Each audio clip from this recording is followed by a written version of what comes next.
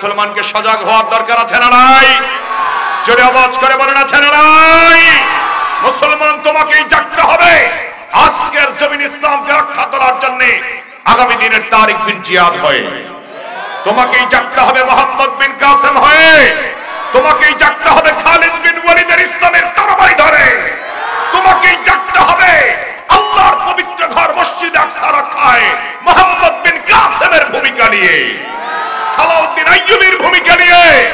মুসলমান সারা দুনিয়া থেকে যদি সমস্ত যুবকদের হৃদয়কে জ্বালাই করে দেওয়া যায়, সব যুবক যদি ইসলামের জন্য জান কুরবান করতে প্রস্তুত হয়, আল্লাহর কসম দুনিয়ায় মুসলমানদের উপর খবরদারি করার ক্ষমতা কোন বেঈমানের বাচ্চার হবে না, হবে না, হবে না।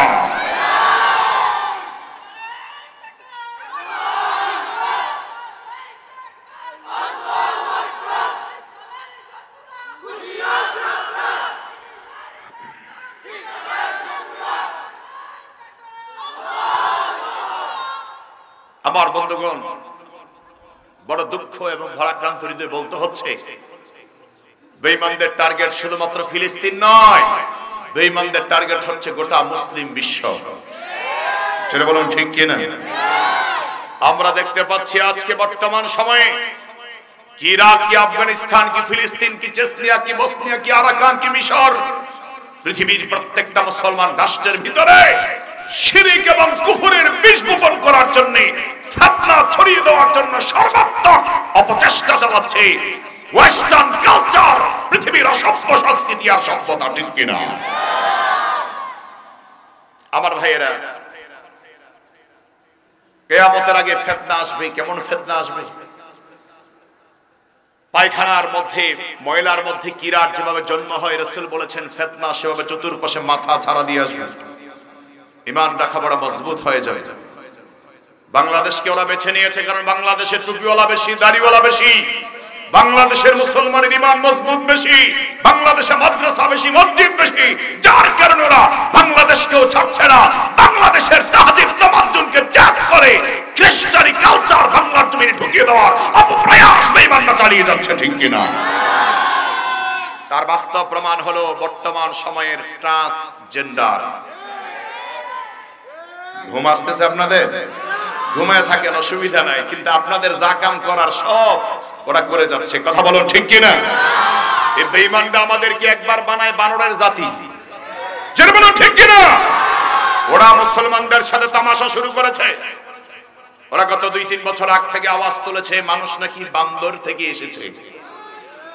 বানরের মতো মানুষের আচরণ, মানুষের সভ্যতা, মানুষের সংস্কৃতি। বাংলাদেশের তাওহীদি জনতা বলেছে, আমরা মুসলমান বলেছি এবং বিশ্বাস করি, আমরা এটা আজীবন বিশ্বাস করব, আমরা মুসলমান আল্লাহর সৃষ্টি শ্রেষ্ঠ মাখলুক, আমরা কোনোদিন বানরের বংশধর হতে পারি। তোরা বেঈমানরা, ইহুদিরা, তাগুতের দালালেরা, তোরা হতে পারস, কিন্তু আমরা মুসলমানরা কখনো এটা বিশ্বাস করি না যে আমরা বানরের বংশধর। বলেন ঠিক কিনা? আমরা মুসলমান বিশ্বাস করি আমরা আদম আলাইহিস সালামের বংশধর। আমরা মুসলমান বিশ্বাস করি আমাদের মুসলিম মিল্লাতের পিতা জাতীয় পিতা ইব্রাহিম আলাইহিস সালাম।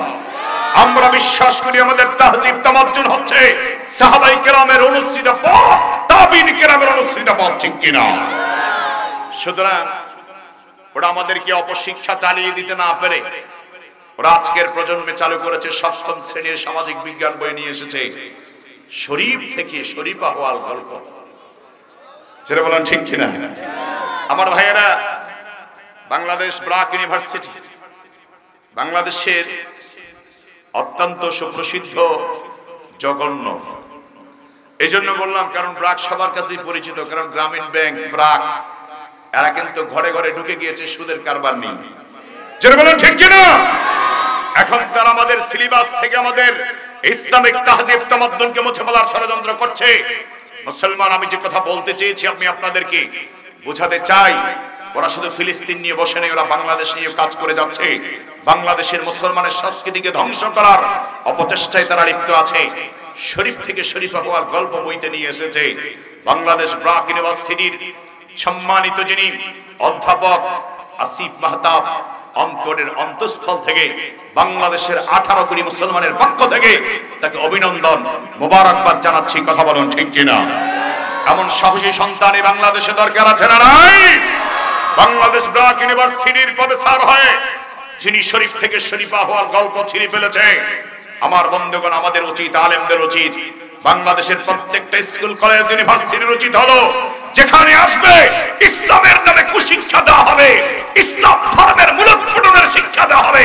এমন শিক্ষা ব্যবস্থাপনা বইতে রাখা যাবে না, ছিঁড়ে তছনছ করে দিতে হবে, তছনছ করে দিতে হবে। ঠিক কি না বলুন? কারা কারা জিদু হাত তুলে আল্লাহকে দেখা।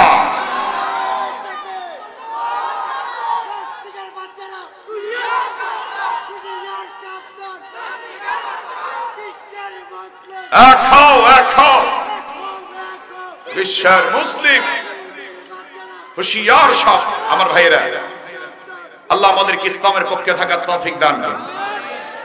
আরো জোরে বলেন আমিন, আরো জোরে চিল্লায় বলেন আমিন। এমনিতে আমরা যুব সমাজকে, যুবতীদেরকে আজকে ঠিক রাখতে পারতেছি না।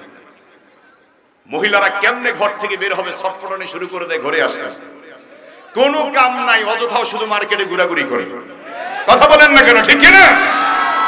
আপনাদের এলাকা আলহামদুলিল্লাহ ওলি আল্লাহদের এলাকা, আল্লাহর প্রিয় বান্দাদের এলাকা, যার জন্য এখনো মা বোনদের ইজ্জত ওরা আবৃত্ত করে রাখে দিনী প্রতিষ্ঠান থাকার কারণে। না হয় আজকের সময় আমরা দেখতে পাচ্ছি ঢাকা থেকে শুরু করে প্রত্যেকটা শহর এবং উপশহরের মধ্যে মা বোনদের চলাফেরা দেখলে, যুবক যুবতীদের চলাফেরা দেখলে বুঝার উপায় নাই এটা কি পুরুষ নাকি মহিলা, মুসলমান নাকি বেঈমান। জেনে বলুন ঠিক কিনা?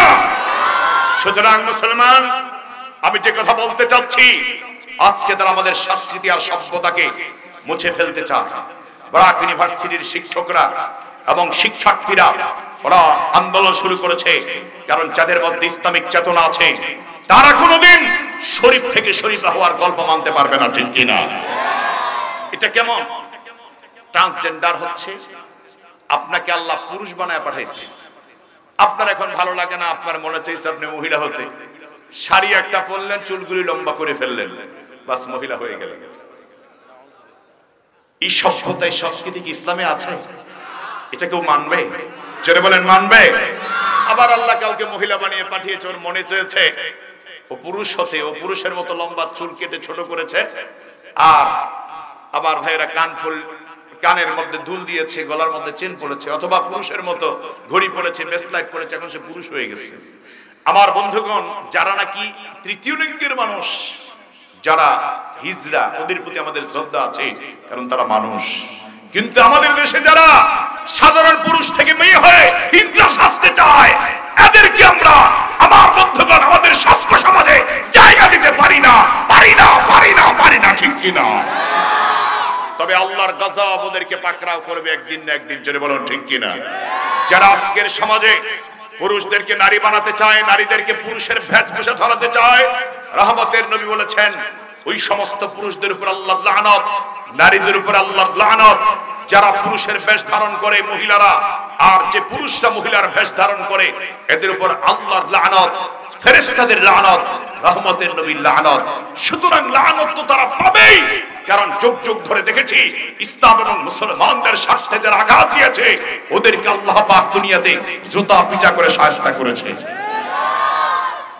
নমরুদ জুতা পিটা খেয়েছে, জোরে বলেন ঠিক কিনা? আবার মিস্টার জর্জ ডব্লিউ বুশও জুতা পিটা খেয়েছে। খাইলে কি হবে? পরে জিজ্ঞেস করেছে জুতা পিটা খেয়েছেন, এখন কেমন? সে বলেছে দিস ইজ নাথিং, এটা আমার জন্য কোনো ব্যাপারই নয়। কারণ যারা অসভ্য আর বেয়াদব, এদেরকে জুতা পিটা দিলেও কাজ হয় না। জোরে বলেন ঠিক কিনা? নিজের পাপের অপরাধে নমরুদ করলো গাদ্দারি, মাথার ব্যথা নিরাময় খাইল রে জোতার বাড়ি।